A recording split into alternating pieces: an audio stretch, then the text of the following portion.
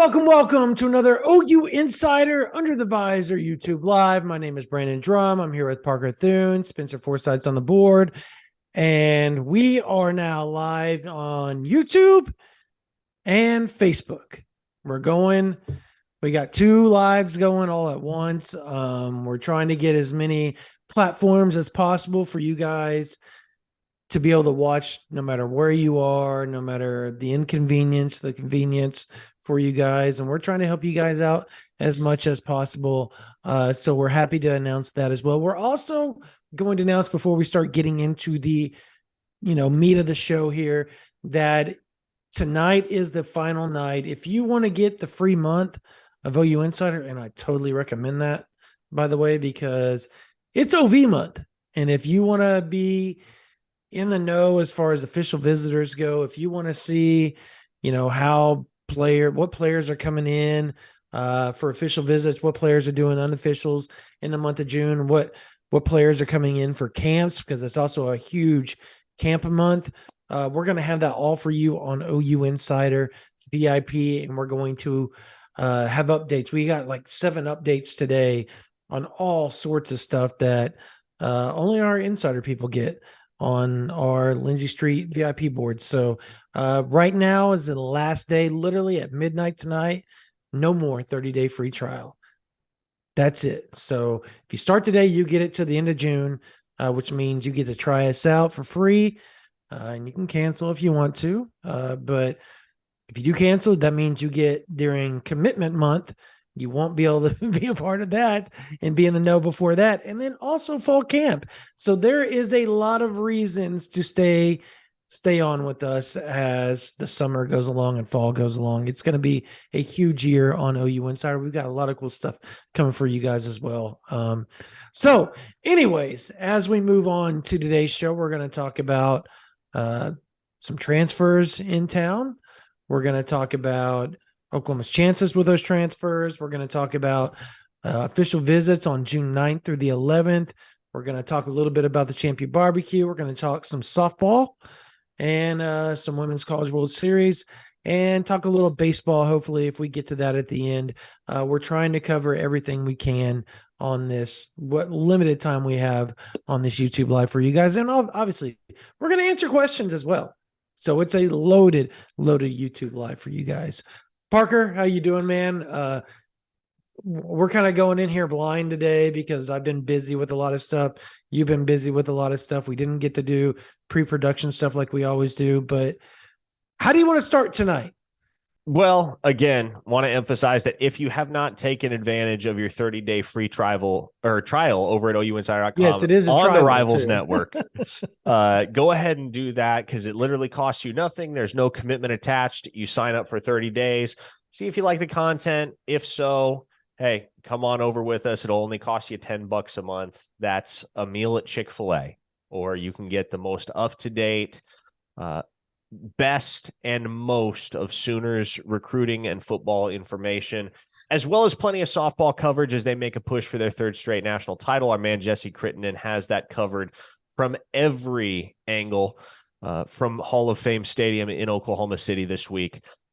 But yeah, OUinsider.com is the place to be. Obviously, we love hanging out with you guys every Wednesday here. And by the way, should also mention this, in addition to this weekly Wednesday live stream, we're also going to be doing, well, I will be doing, Brandon is welcome to hop on if he has open space in his schedule, because obviously not only, well, there's going to be a Friday Twitter space going forward. There will be a Friday Twitter space. Yeah. That I will be organizing for people to get the chance to ask any questions they might not get the chance to ask in this chat, or that we don't have time to get to in this chat on this live stream with the hour that we have on Wednesdays. That Twitter space on Fridays is going to be brought to you by our new sponsor, Olipop. Our partnership with them isn't official until tomorrow. So kind of spilling some of the tea a little early here. What time is that starting?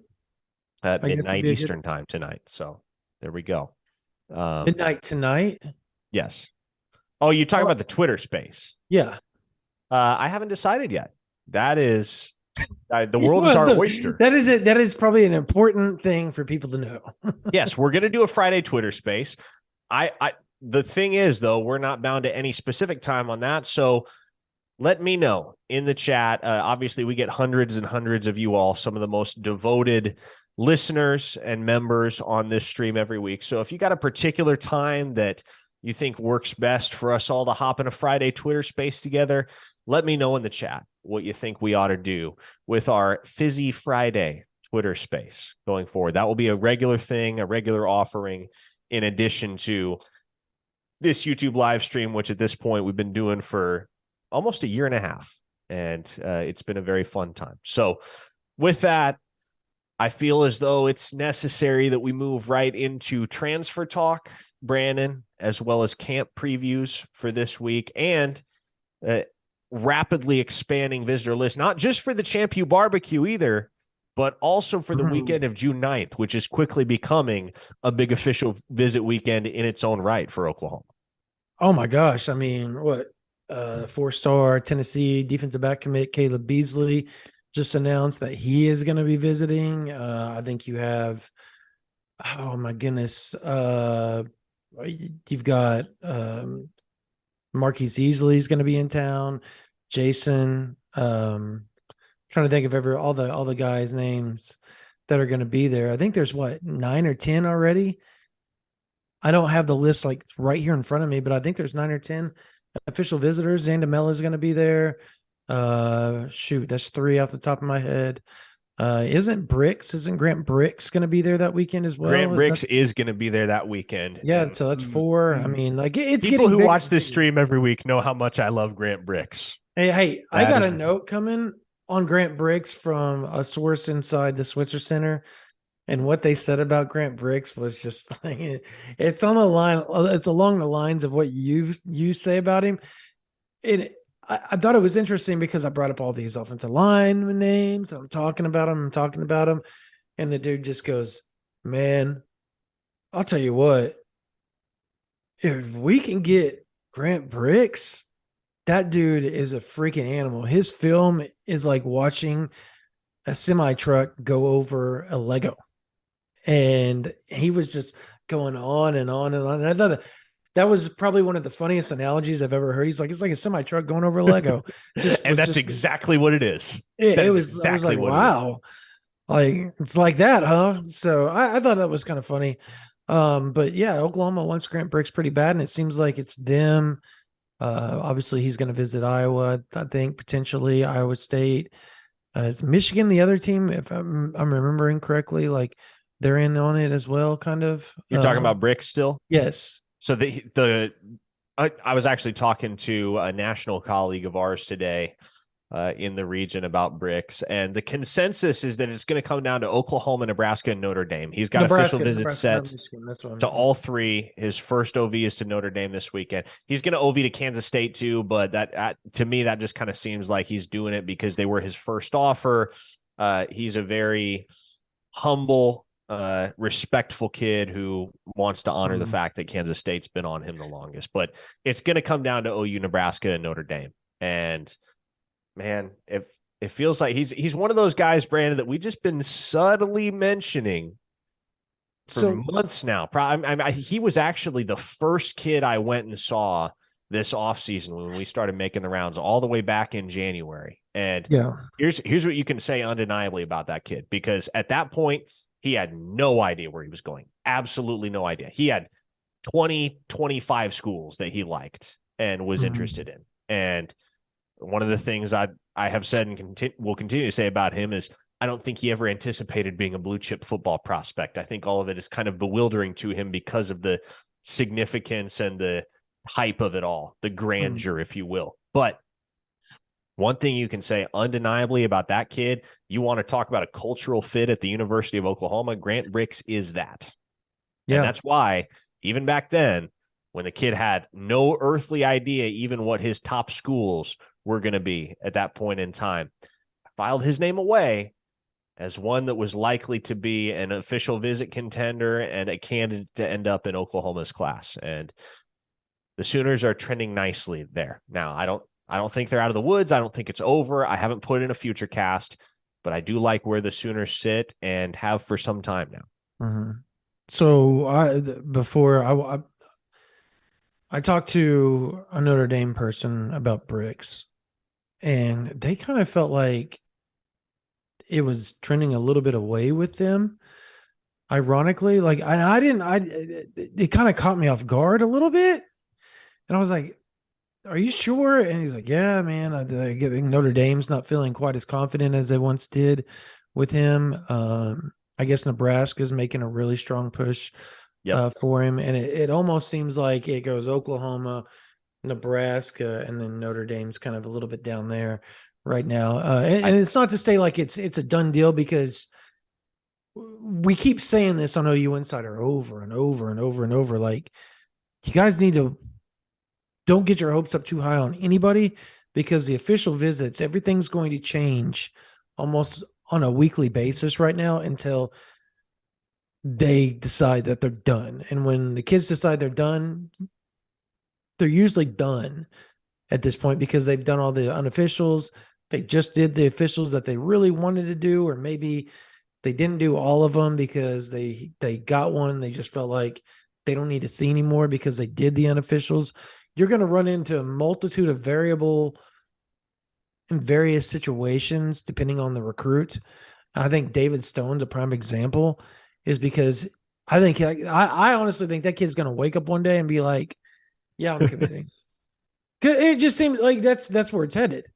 So, and he'll probably tell the school, and then he'll do like a big announcement, because I don't expect him not to do like a formal public announcement. I don't see it just being an edit and being done with him, but I think it's going to be one of those deals where he wakes up and he's just, that's where I'm going to go. And you're going to run into a lot of those type of kids, especially in June and July. And I think that's why we call June official visit season and July commitment season or decision season. So there's going to be a lot of stress on Oklahoma fans, on college football fans in general, on recruitniks as the next 2 months go about. Just stay calm, because you're going to be on a roller coaster ride, and it's going to be fun if you enjoy that type of stuff. If you don't, recruiting is not for you. That's just a fact. So you're dealing with kids ultimately. But real quickly before we get to that super chat, how about Oklahoma preps, by the way, and all the move-ins and potential move-ins? I'll say this. There's one more I can confirm that is happening, and then the kid will announce it here in the next week or two. The Power 5 kid in the 2025 class just started practicing with said program. He doesn't really want it out there, the name or anything like that. He's trying to be respectful to his former program, former high school. But with that move in, and then obviously you got the Mikey Gow, and then obviously you got another potential quarterback that could be moving in the class of 2025 to add to the 6 Power 5 guys and G5 guys that are already in Oklahoma preps at the quarterback position, in a loaded class across the board, whether it's defensive line, offensive line, wide receiver, running back, linebacker, you name it. There's a Power 5 dude at that position, and for the most part, multiple Power 5 dudes at the positions. There is, Parker, would it be an exaggeration to say there may be 15 Oklahoma kids, like Oklahoma level players in Oklahoma right now in 2025? That's bold, Brandon, but I don't think if it's a stretch, It's not an not exaggeration. It may be, if it's an exaggeration, maybe 1 or 2 off, maybe. Yeah, well, like I said, if it's a stretch, it's not much of one, because the 2025 class, and it's funny. I was out at the Noble team camp last week talking down on the field with a Power 5 position coach. And he, by the way, not from Oklahoma, not from a school in Oklahoma, but he was remarking on the depth of talent in the 2025 class in the Oklahoma preps ranks. And he said, I've never seen Oklahoma with this many kids in the same cycle that are legit Power 5 players as a state. And 2022 was ridiculous, by the way. Yeah. just like 2005 and 2018 and 2017. Those were insane classes. And I think 2025 is going to dwarf them, just straight up dwarf those classes, which that is freaky to say. Because when you look at the names of those classes, you're like, whoa, dude, that's a bold statement. No, I've been covering it long enough that that's not hyperbole. Like this class coming up next year is ridiculous. So, yeah, let's move on to that super chat. Chris Alsay, I hope I pronounced it correctly. Thought on Okoye visiting Texas on OU big recruiting visit weekend, I think is what he was trying to say, and Nigel Smith having Texas as his last host. I'll start out with Okoye because I've been talking to him lately. I first off, Oklahoma was up to see him today. Oklahoma's in his top 5. Texas is in his top 5. He's going to visit that Texas visit has been set up. So before he started getting into this Oklahoma deal again, all this stuff was pretty much set up. He was potentially going to visit Texas. He hadn't like 100% said he was going to visit Texas at that time, but he knew he was going to at some point in June. And I think that's where they came to agreement on over the last week or so. Tennessee is on the 23rd, I believe. And that one is still set up and has been set up for like a month or so. So I wouldn't get in too big of I wouldn't get too nervous about it just because he's going to take his time. He could visit Oklahoma before he goes to both of those. So that's something to watch for. He did. When I talked to him last week, he's like, nah, I don't know if that's going to happen. But then when you talk to other people, that's some ideas that are being thrown out to him as maybe coming on the 8th. It's not something that's like set in stone or anything like that. It's not something I would report and say, oh, that's going to happen or anything. But it's being talked about because David Stone's going to be there on the 8th again. And getting both those guys together, you never know what could happen, that type of deal. But Okoye is not going to make a decision until later in the fall, and he doesn't want to make a decision until November. So it's one of those deals where getting up in arms and mad about something that's happening in May or June is whatever at that point, because he's still got 5 months to go till he decides, and he's going to take an official to Oklahoma during the season. I think you go from there. As far as Nigel Smith goes, okay. I mean, does he take all those visits? I think is going to be the bigger question. Well, and I think I would just phrase this question to you very directly and very succinctly, Brandon. Do you buy that Texas is a legit contender for Nigel Smith? No. Okay. But that's, whatever. Yeah. And I would agree with that. And I would say if you're worried about anybody right now, if you're an Oklahoma fan, regarding Nigel Smith, you're worried about Ohio State. I don't buy Texas. Yeah. I don't buy really anybody right now outside of Ohio State for Nigel Smith. A couple other super chat questions here. Craig wants to know any plans to expand Gaylord Stadium to 90,000.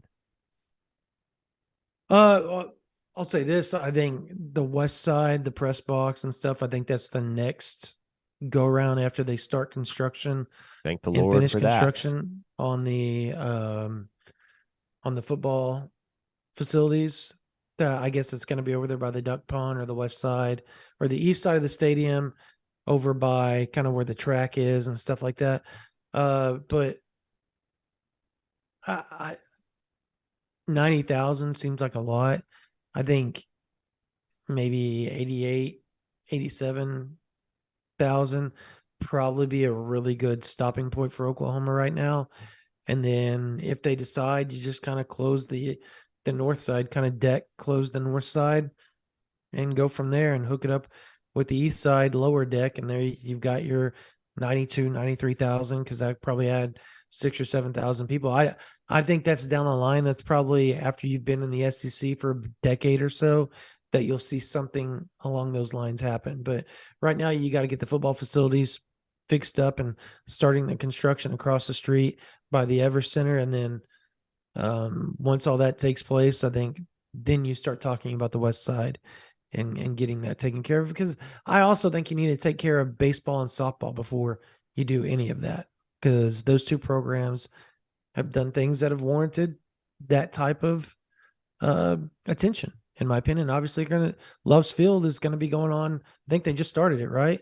So Our boy Mongo wants to know, does Dejon Terry like covered wagons? Also, shout out to Ricardo LeBlanc. yes, Ricardo, what's up, man? Parker, you want to get on Dejon? From what I talked to yesterday, Oklahoma feels pretty good about things, but he's hotly sought after. So Yeah. it's not going to be one of those deals that's a for sure thing. Yeah. And I would not count on Dejon Terry being a Sooner right now, just because from everything I've heard, there seems to be a desire to get closer to home, and Oklahoma isn't that for him.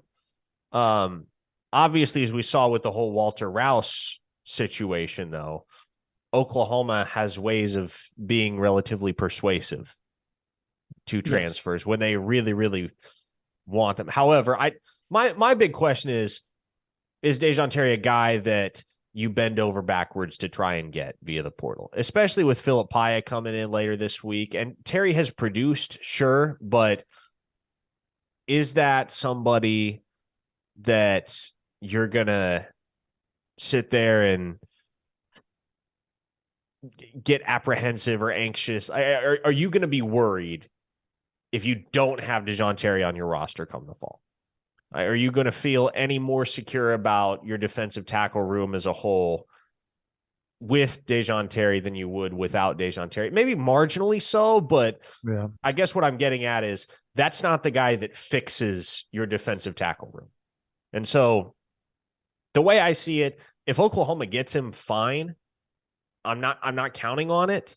If they get him, fine. If not, it is what it is. I don't see him as the type of transformative player on the interior that's going to make Oklahoma substantially better in 2023 than they would be otherwise. Now, the guy I am intrigued about is Josh Wallace, the transfer defensive back from Massachusetts. And in talking with a couple different sources tonight, sounds like Oklahoma might even be willing to load a guy towards the portal to make room for Josh Wallace, which you look at what he was able to do a season ago in terms of production for a Massachusetts team that was terrible. I mean, and that's really what stands out, right? You have a guy that produces the way that Josh Wallace did on a team that was otherwise atrocious. You think back to 2020 and Eric Gray's sophomore season at Tennessee. That's why he was such a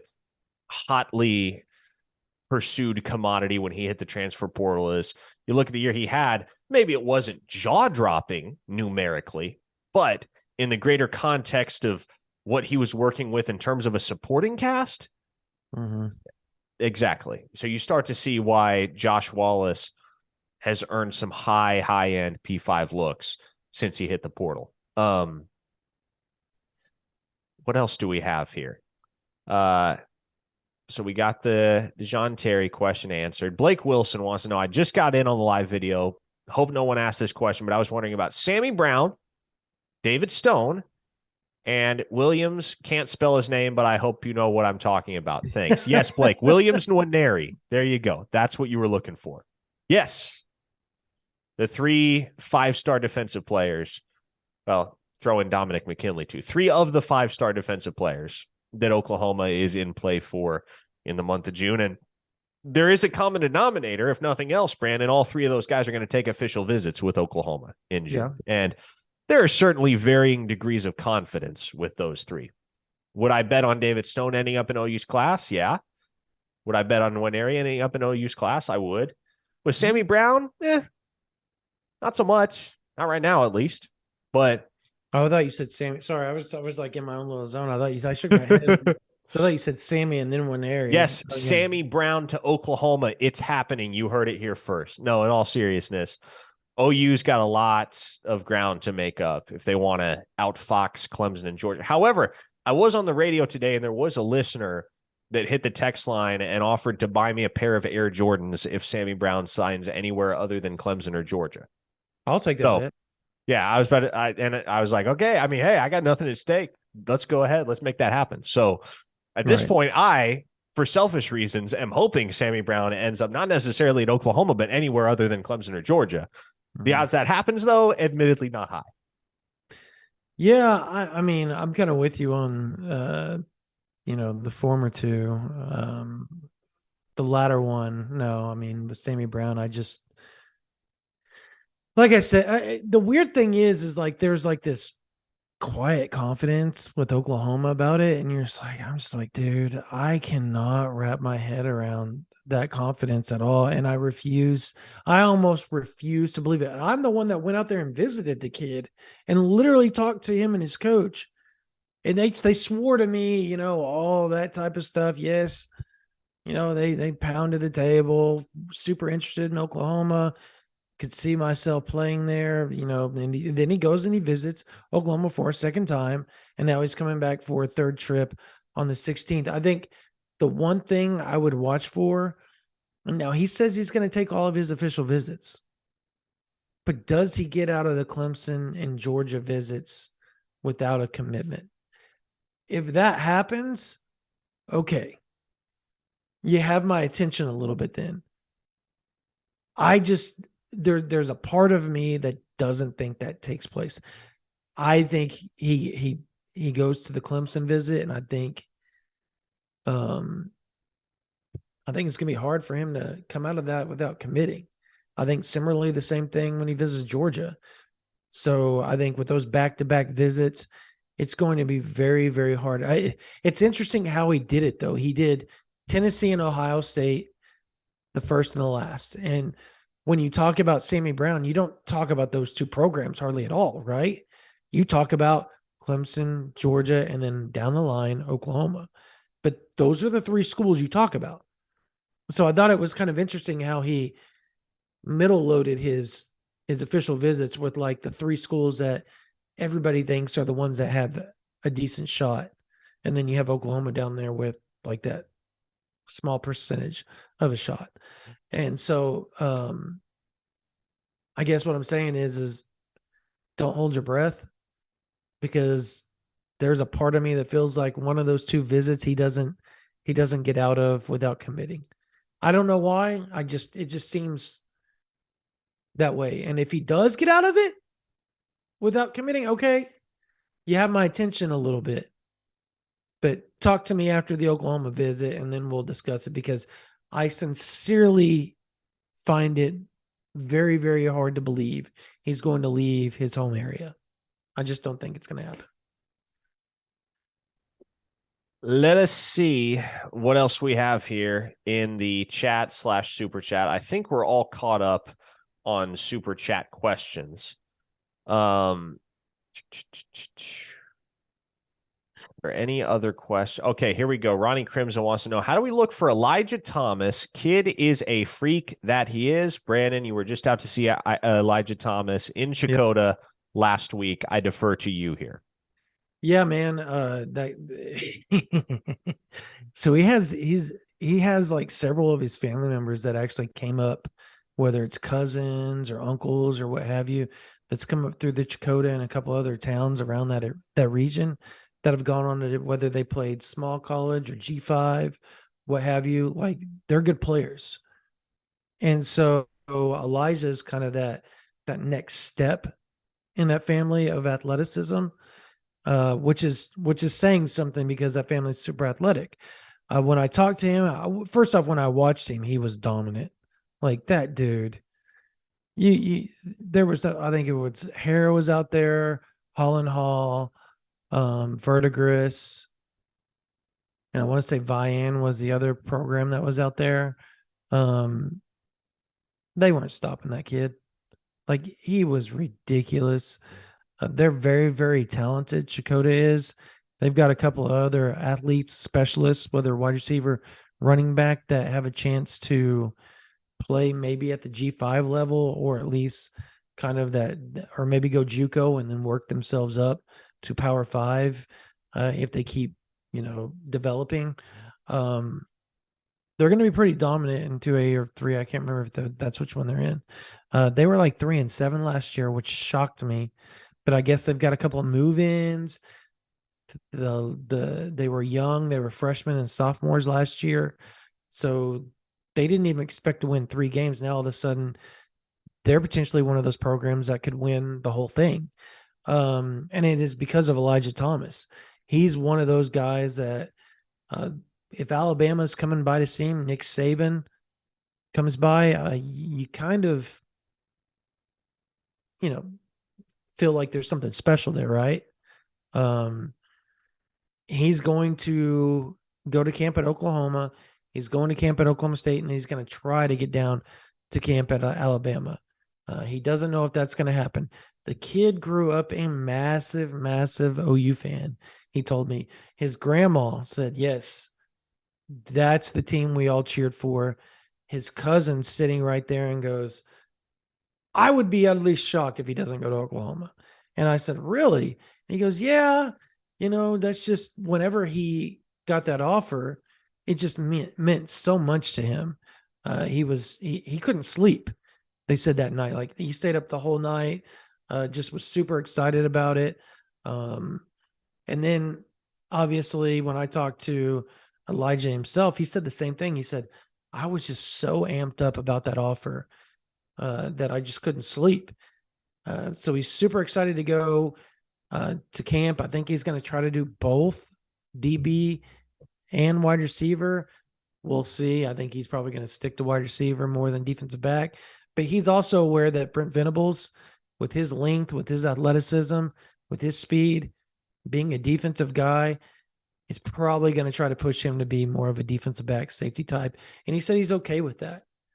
Wherever anybody wants to play, he's going to play as long as he gets a free ride scholarship and gets to go to school and play at that level and gets a chance to go to the NFL. That's all he cares about. So, but I like Oklahoma's chances. I think they're going to be hard to beat, but I think he's also going to be one of those kids that, as much as he dislikes the recruiting process, I think he's going to keep an open mind for a little bit before he starts to narrow things down, just because it's a once in a lifetime experience.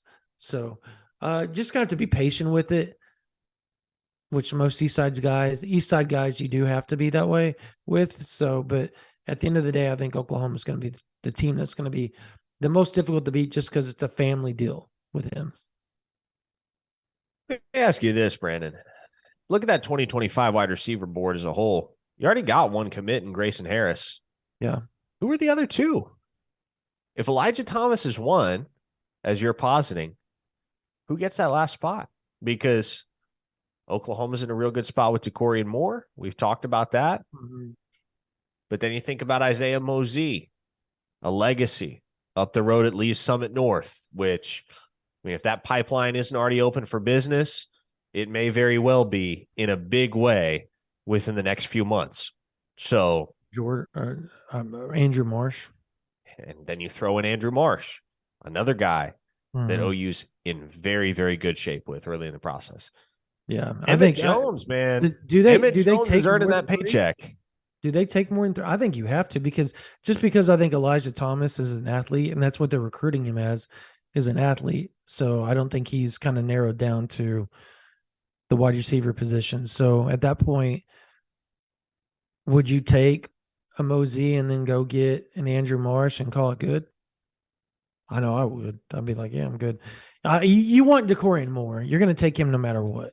But to me, Decorian, as good as position as Oklahoma's in right now, when I talked to him, I just felt like he's going to take his time. Like he didn't seem like he was in that much of a rush. So I think it's probably going to be filled up before Decorian makes the decision, and then you go from there and just see, okay, you're going to take him no matter what type deal. Now, I will say this. I am of the opinion that if you can get 4 elite wide receivers in the same class, you get them. You get it. You make room. Doesn't matter how. You make room for 4 elite wide receivers that can all be game breakers in their own right. And that's what Decorian Moore is. That's what Andrew Marsh is. That's what Elijah Thomas is. That's certainly what Isaiah Mosey is. So any combination of those guys that you can realistically lock down, I think you do whatever is necessary to make that happen, Brandon, because that has the chance to be a transformative receiver class at Oklahoma. It really does. It really does. More so than even landing a Wesco, Kearney, and KD. I mean, I just or KJ, excuse me. I just think he just has more of a more pop to it, I think. Speaking of pop, my wife tried the Olipop stuff, and I guess they like it. What They was the like review it. from Mrs. Drumm? They like it. The kids and her liked it. So okay, power rank your top Ollie. Have you tried them, Brandon? I have not.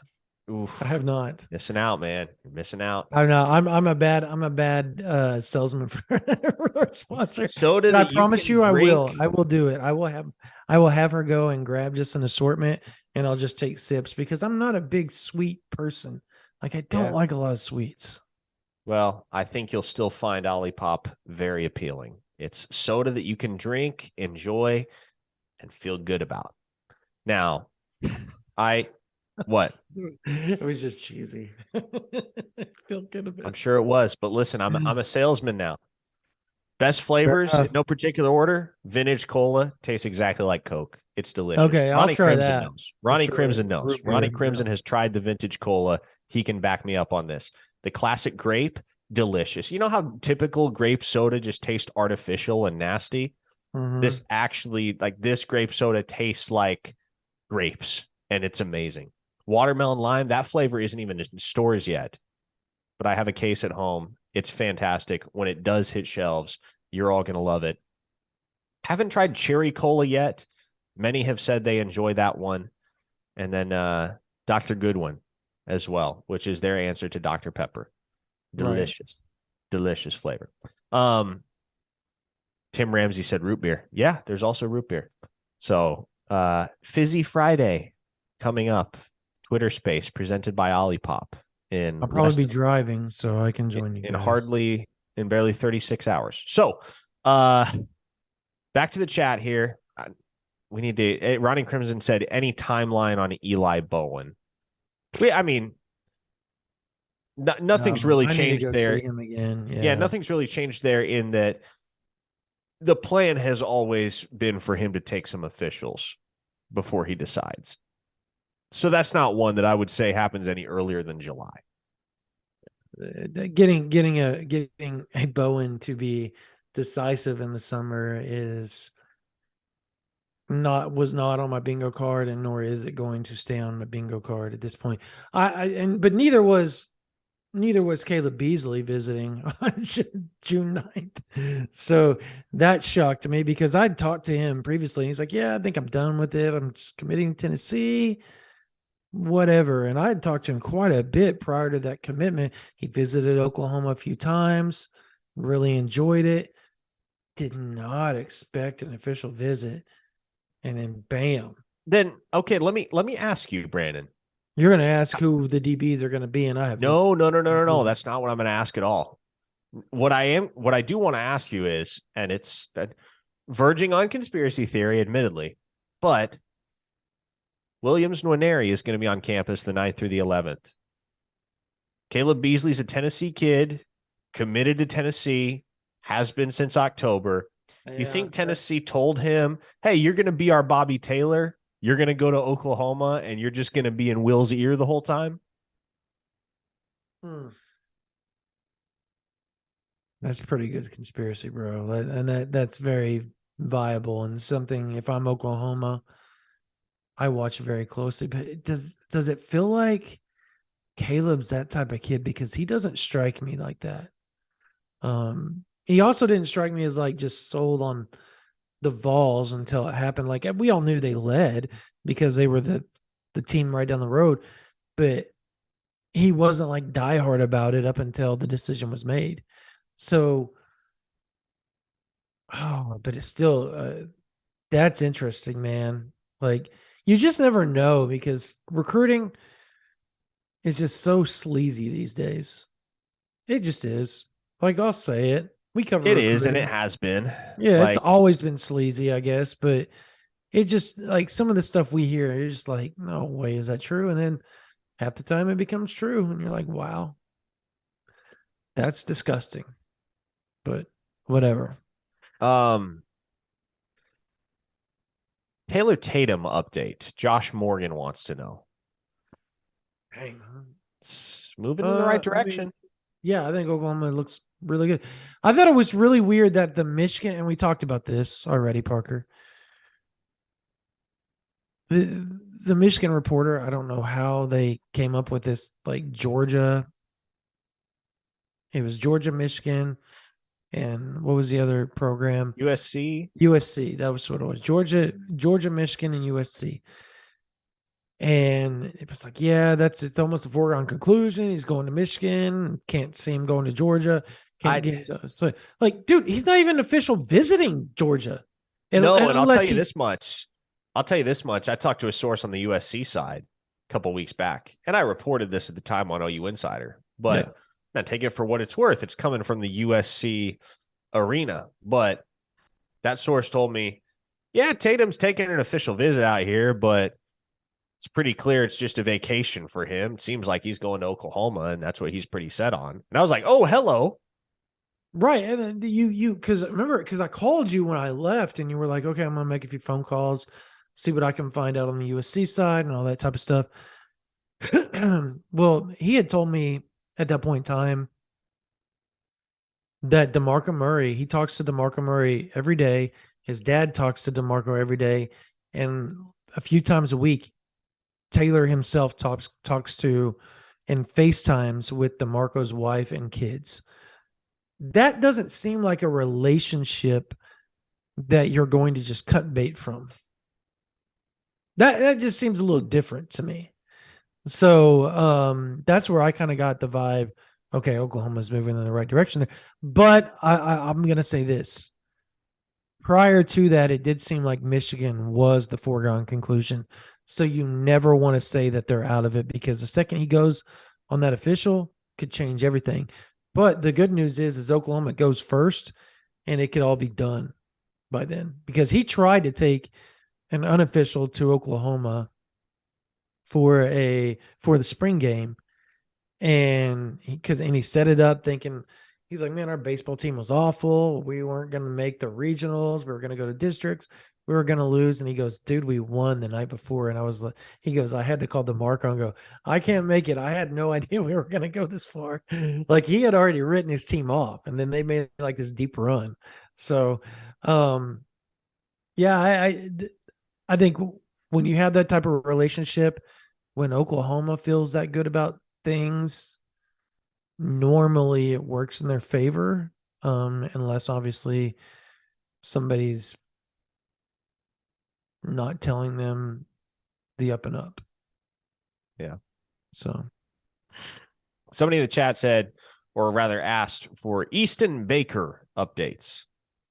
Go ahead. I've only talked to him once, so I put in a future cast for Easton Baker to Oklahoma.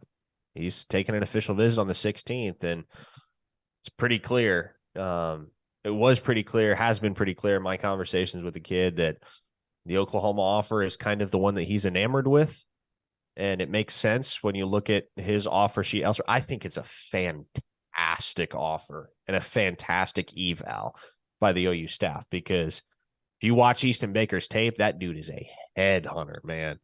And he's also a very intelligent football player. mm-hmm. He just has an intuitive sense of which angles to take to the ball. And it seems like he's always taking the most efficient route and meeting the ball carrier. It's just the way that he plays the linebacker position. And he's not very big, 6 foot, 204 pounds. So he's kind of cut from the same cloth as Lewis Carter in that regard. Smaller body. Brian Asamoah, if you think back to a former Sooner linebacker within recent memory that had some success despite being shorter in stature. How about the head coach at Oklahoma and maybe a student assistant or GA at Oklahoma at the linebacker position?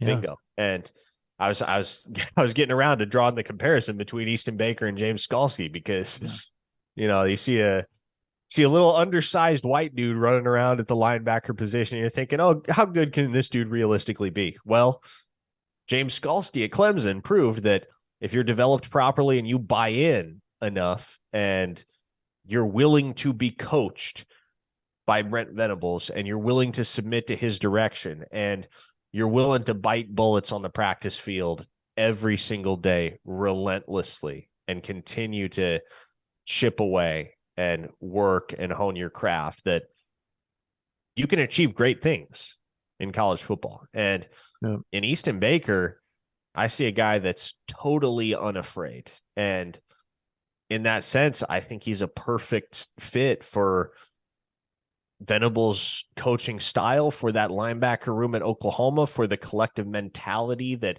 Venables is trying to build and establish within his defensive scheme. I love Easton Baker as a prospect, man. And if he's a Sooner, that's a dude to get excited about. I don't care what his ranking is. I don't care how many stars he's got. Watch the tape and tell me you don't want that dude at the University of Oklahoma as a Sooner fan. I'll say this, is as many athletes as they got at the linebacker position last year in the 2023 class. I mean, just getting football players and guys that just high level IQ, and mixing those matching guys with good athletes that have high level IQ with just regular football players, like just football guys with high IQ. When you mix and match those guys and you get them on the field together and all that type of stuff, it generally that's kind of the main recipe for Brent Venables' defense, right? Like, he loves to mix and match athletes with IQs, because you get a lot of give and take that really helps his defense come together. You saw it at Oklahoma before he left. You saw it at Clemson. Good chance you'll probably see some of that this year with the 2023 version of the Oklahoma defense. So I like how they're doing it. It's kind of a every other year type deal with them and how they recruit, and that it just works. It just works. I guess this is a good time to kind of restate the fact that in 2.5 hours, the free 1 month on OU Insider is gone. So literally you have 2.5 hours. You go sign up on Rivals.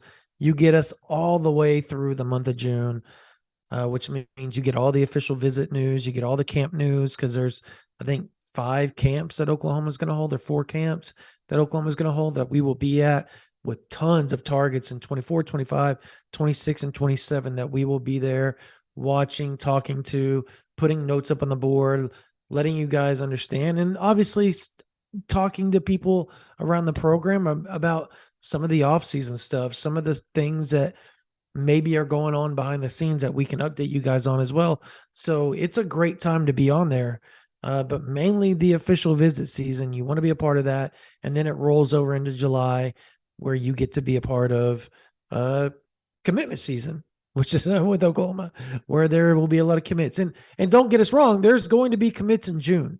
So being a part of OU Insider through the next 3, 4, 5, 6 months is probably the best time to be a part of OU Insider, and would highly recommend it.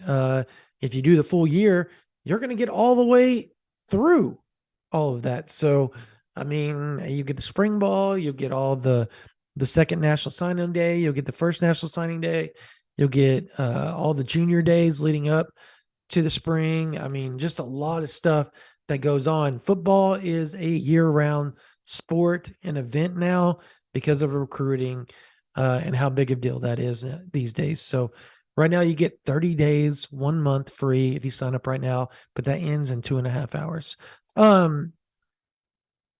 Parker, I think we have to talk softball. Like, you got to give the girls their flowers, right? They're amazing. 48 straight wins. What a comeback last week. I mean, that was just insane against Clemson. You got to bow down to Kinsey Hansen. I mean, wow, what a shot.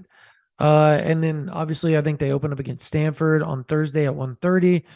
I want to set the over under at 12 of how many runs they give up during the whole College World Series. Do you go over or under? 12 What runs. what was the 12 runs? Yeah. I'll say they give up more than 12 runs. Yeah, I'll take the over. Okay. Now, I don't think it's going to matter because the offense is completely overpowering, as Yeah, we but saw against Clemson, right? They can give up 7 runs and still win a game. I think The 12's thing high, about it man. was, the thing about that victory over Clemson was, even though it was dramatic and climactic, it felt like it never felt like the outcome of that game was in doubt. It was just a matter of, okay, who's going to strike the decisive blow? Like, who's going to pull Oklahoma even? Who's going to come up with the big swing? You knew it was coming, and it just ended up being Kinsey Hansen with Yeah. the Sooners down to their final strike. But Patty Gasso's teams are inevitable, man. This team is inevitable. You can't keep them down. You Okay. can't. How about this? Do they lose a game in the No, College World Series? Okay. no, they do not. How many in a row? If I set it at 60 over under, well, okay, it can't be 60. Okay. 75 straight wins, combined seasons in a row, over under. Would you say Under. over? I'll take the under. Okay. So you think they lose at some point early next year? That's fair. Though they do return almost everybody, bro. They do, and no, They they'll win they're another all going to national be like championship super next year. seniors with COVID. So it's like crazy.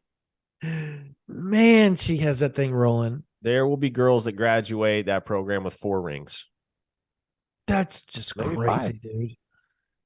That's just crazy. Somebody asked a pretty decent question up here. Let me find it. Oh, Blake was Appreciate. asking, where's OU at with Nigel Smith? No, it was like a We top touched on that five, earlier, Blake, just to five kind of bring best you up to something. speed. OU leads for Nigel Smith. Ohio State's the team you're kind of worried about, if anybody, right now that you're looking in the rearview mirror at. So there's that. Oh my gosh. I thought somebody asked like the top. Oh, okay. Here it is. Here it is. It keeps moving on me, dude. Said, okay. Josh Morgan. Thank you for the question. The top 5 recruits that Oklahoma lands this year. I guess he was rankings, I guess is what he's, because if production or who we think, I don't think he wants personal opinion. I think he wants actual offer rankings. So Yep. go for it. Okay. Not necessarily in this order, because there could be some shuffling that happens. David Stone, Williams Nwaneri, Bryant Wesco. Okay, it's 3 5-stars. Taylor Tatum. Potentially 4 or 5 stars. And I'm counting on this guy being a top 50 player by the end of the cycle. Grant Bricks. That's my 5.